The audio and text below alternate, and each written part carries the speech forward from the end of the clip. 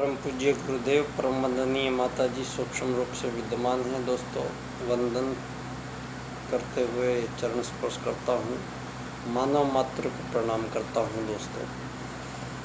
दोस्तों, यूँ तो मानव जीवन कोई ज़्यादा लंबा समय लेके नहीं आता है धरती पे। यहाँ 84 लाख प्रकार के जीवों में मानव जो देह है, मानव जो शरीर है, इसकी आयु की बात अगर हम करें दोस्तों, तो जब मानव धरती पे पहली बार इस शरीर में आया तो सतयुगी समाज से प्रारंभ किया था और मानव की उम्र उसमें हजारों लाखों साल तक उम्र अपनी बढ़ा सकता था और इच्छा मृत्यु प्राप्त मानव था दोस्तों। तो इच्छा मृत्यु मतलब ये शरीर जो है, शरीर में जो इसको संचालित करने वाली दिव्य सत्ता और शक्ति है, वो एक आत्मा है जो परमात्मा का अंश है। दोस्तों, जब तक वो आत्मा इस शरीर में रहती है, ये शरीर का कुछ नहीं बिगड़ता, ये शरीर एकदम फिट रहता है। और ज्यों ही इस शरीर में से वो चेतनता, वो आत्मा निकल के जाती है, तो ये मिट्टी का शरीर थोड़ी देर में इसमें सड़ना शुरू हो जाता है और इसको ज़्यादा प्रिजर्व नहीं कर पाते हैं। तो दोस्तों, आज का दिन एक ऐसी तारीख का दिन है, एक ऐसे दिन का दिन आज है जो वैसे तो देखा जाए तो ये जो परमात्मा के ही अंशज धरती पे मानव देह में ये देव सत्ताएँ हमेशा आती रही हैं और साक्षात आज का दिन तो उस परब्रह्म परमेश्वर का दिन है जो ये आश्वासन दे के मानव को रोक के बैठा हुआ है कि मानव पे जब भी कोई आपत्ति विपत्ति आएगी, मानव पे जब भी कोई संकट आएगा, मानव पे जब भी यहाँ अपने पथ से हटेगा मानव, तो दोस्तों यहाँ उसको रास्ता दिखाने का, पथ पे सही चलाने का, तो परमात्मा ने धर्म की स्थापना कहा है, जहाँ मानवीयता की स्थापना होती है। दोस्तों, यूँ तो देखा जाए तो धर्म, अर्थ, काम और मोक्ष, 4 चरण हैं मानव के। तो ये 4 चरण कोई समय के हिसाब से पैदा नहीं होते हैं। ये आज से हजारों लाखों साल पहले अगर मानव धरती पे आया था तो तब भी उसका लक्ष्य एक ही था और आज लाखों करोड़ों साल बाद भी धरती पे मानव यदि है तो उसका लक्ष्य एक ही है। लेकिन यहाँ लक्ष्य की दिशा जो है वो भ्रमित कर दी गई है। तो यहाँ भ्रम बार बार हुए हैं और आज के दिन एक ऐसी देव सत्ता, एक ऐसे परमात्मा भगवान श्री कृष्ण का जन्माष्टमी का त्यौहार है आज भारत के लिए। मैं आज सारी दुनिया को राजनीति के उस पुरोधा का जन्म हुआ दुनिया में जो धर्म की संस्थापना के लिए जाना जाता है।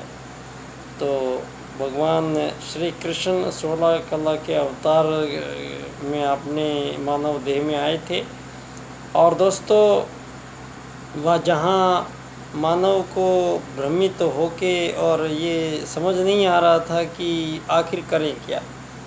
अगर देखा जाए तो जो पूरा भगवान श्री कृष्ण का अगर कंक्लूज़न देखा जाए तो भगवान श्री कृष्ण का कंक्लूज़न गीता पाठ के रूप में दुनिया के सामने प्रस्तुत हुआ है, जहाँ मानव स्वयं में कौन है, मानव की पहचान क्या है, मानव के कर्म क्या है, मानव का धर्म क्या है, मानव का वजूद क्या है, मानव और समस्त जीव सत्ताओं के बीच में संबंध क्या है।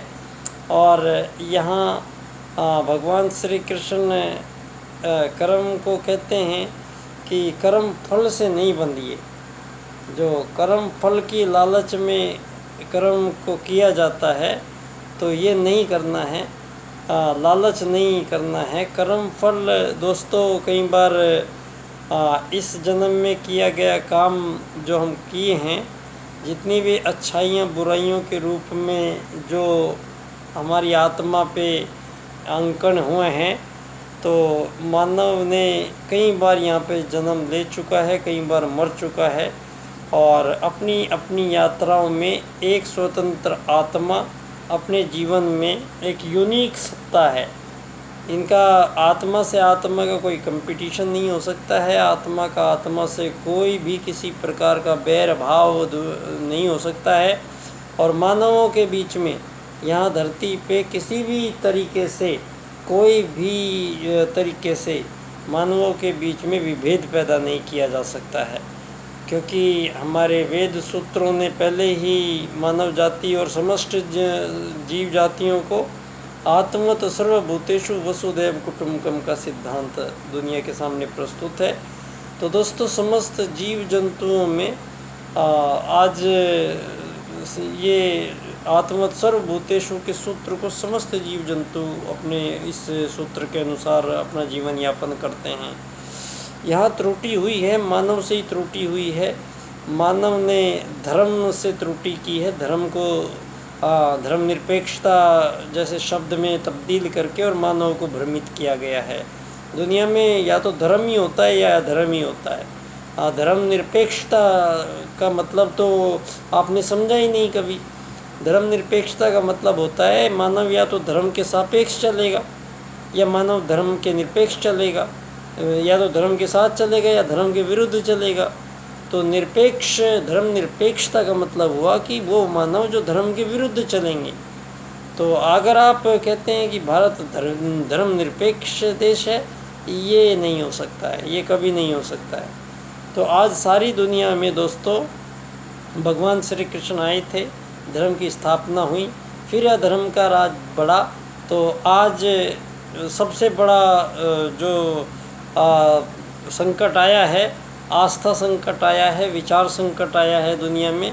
और आज का जो भगवान का अवतरण है, आज हम भगवान श्री कृष्ण की जन्माष्टमी पे उस परम सत्ता को भी हम याद करें जो इस कलयुग में हमारे साथ अभी हमारे साथ आए रहे और अपनी पूरी मानव जाति के लिए जो एक परमात्मा के कार्य हैं, पूरा युग का परिवर्तन करने की युग निर्माण योजना के माध्यम से वो दैवीय सत्ता, वो महाकाल माँ गायत्री के अनन्य उपासक के रूप में धरती पे आते हैं और पूरे युग का परिवर्तन करने का सरंजाम उन्होंने पहले ही सब कुछ स्पष्ट लिख के जा चुके हैं।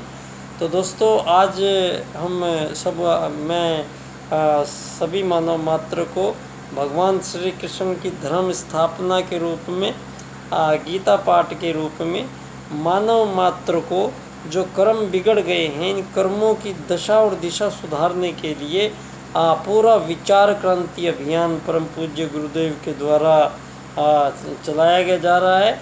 और परम पूज्य गुरुदेव सूक्ष्म और कारण सत्ता में आप सब लोगों के साथ बने हुए हैं और इस विश्व की इस बड़ी अजीब सी स्थिति है जहाँ एक तरफ विनाश स्पष्ट दिखाई दे रहा है पूरी धरती का। तो ऐसे विनाश में परम पूज्य गुरुदेव ने पूरा आश्वासन दिया हुआ है कि युग का परिवर्तन करेंगे और मानव की जितनी भी समस्याएं हैं उन सब का निराकरण इस युग परिवर्तन की बेला में विचार संकट के रूप में जो आया था, तो माँ गायत्री के रूप में आज ये एक महायुद्ध ये चल रहा है दोस्तों, जिसमें युग परिवर्तन होगा। तो युग परिवर्तन का एक बहुत ही मुख्य सूत्र आत्मवत् सर्वभूतेषु और वसुधैव कुटुम्बकम है। मानव को इन्हीं दो सूत्रों के पास आना पड़ेगा। तो एक सूत्र यहाँ पर परम पूज्य गुरुदेव युग परिवर्तन के लिए वसुधैव कुटुम्बकम का चुनाव कर चुके हैं।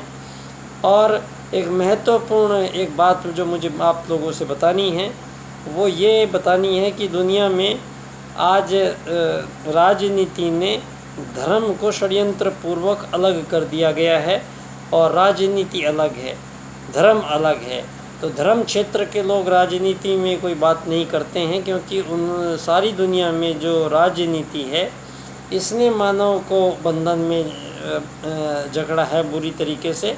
तो मानव के लिए दोस्तों यहाँ आत्मत सर्वभूतेषु का जो सूत्र है परम पूज्य गुरुदेव ने पंडित दीनदयाल उपाध्याय जी के सुपुर्द किया है और उन्होंने अपना काम राज की नीति में परिवर्तन करने का जो मुख्य काम है, परम पूज्य गुरुदेव के आज्ञानुसार पंडित दीनदयाल उपाध्याय जी आत्मत सर्वभूतेषु को एकात्म मानववाद का राजनीतिक सिद्धांत के रूप में सारे जगत के समक्ष प्रस्तुत करते हैं। दोस्तों, वसुदैव कुटुंबकम जब होगा जब धरती पे पहले आत्मत सर्वभूतेषु की सिद्धि होगी, और आप वसुदैव कुटुंबकम का जिक्र नहीं कर सकते यदि आप आत्मत सर्वभूतेषु का जिक्र नहीं करेंगे।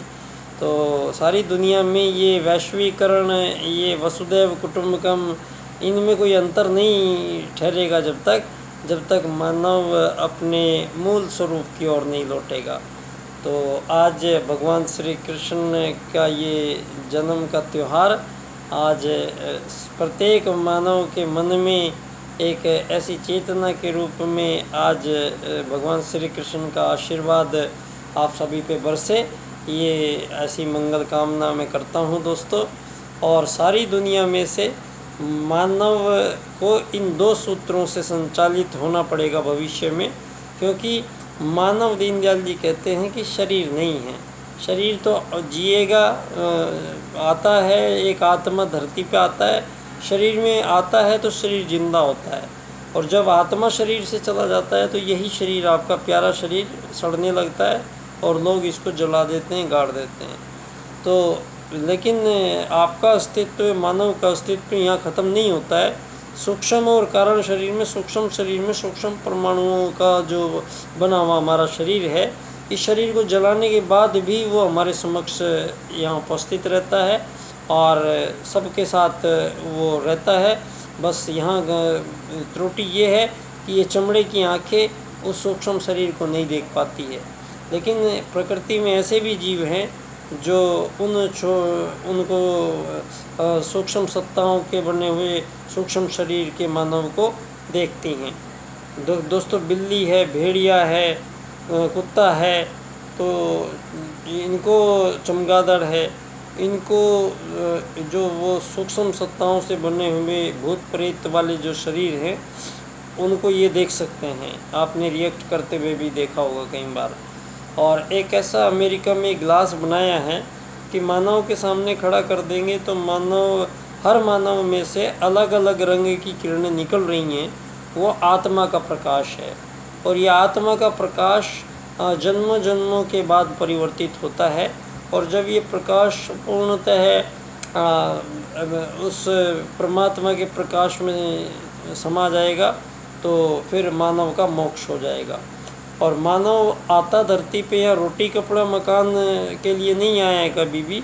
रोटी कपड़ा मकान लक्ष्य नहीं है मानव का, क्योंकि मानव एक आत्मा है।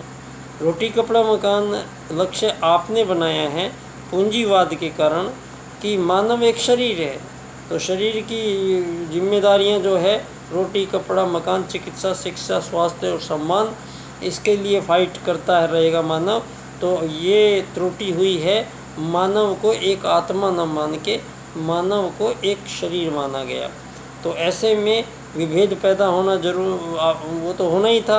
और सारी दुनिया में मानवों के बीच एक अंतहीन लड़ाई जारी है पूंजीवाद के कारण। तो ऐसे में परम पूज्य गुरुदेव के निर्देशन में युग परिवर्तन की बेला में पंडित दीनदयाल उपाध्याय जी 4 सूत्र सारे संसार के सम्मुख प्रस्तुत करते हैं। उनकी व्याख्या मैं इस क्रम से करता हूँ। आर्थिक लोकतंत्र द्वारा अर्थायाम आधारित एकात्म मानववाद की स्थापना से अंत्योदय की प्राप्ति। इसी बात को हमारे वेद कहते हैं, आत्मत सर्वभूतेषु वसुदैव कुटुंबकम का मिलान। और मेरा विषय ये है, मानव एकात्मवाद से समग्र व संपूर्ण वैश्वीकरणवाद। धन्यवाद दोस्तों। बच्चा डॉक्टर बाल्यकाल सेवा संस्थान का अध्यक्ष, धानक्या, जयपुर।